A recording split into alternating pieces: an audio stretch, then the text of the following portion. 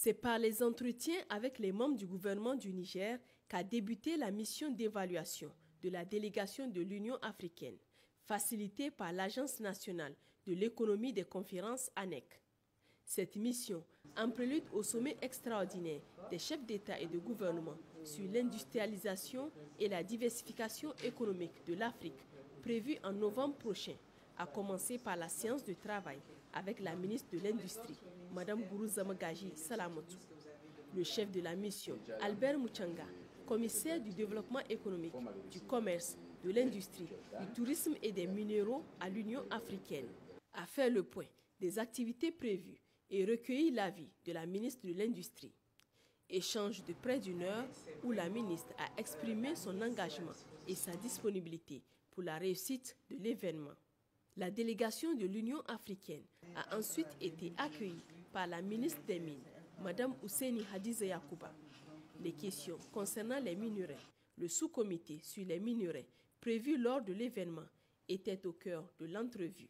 Au ministère des Finances, la délégation, reçue par le ministre Ahmad Jidoud, a fait le tour d'horizon des questions économiques liées à l'industrialisation. Dans les échanges, l'impact de la guerre en Ukraine et le risque inflationniste sur certains produits de base, l'harmonisation des politiques macroéconomiques, l'amélioration du financement de l'industrialisation ont été évoquées. Les préoccupations du Niger ont été mises en exergue par le ministre des Finances qui a insisté sur la nécessité de faire de la crise en Ukraine une opportunité pour que l'Afrique se prenne en main pour juguler la pauvreté.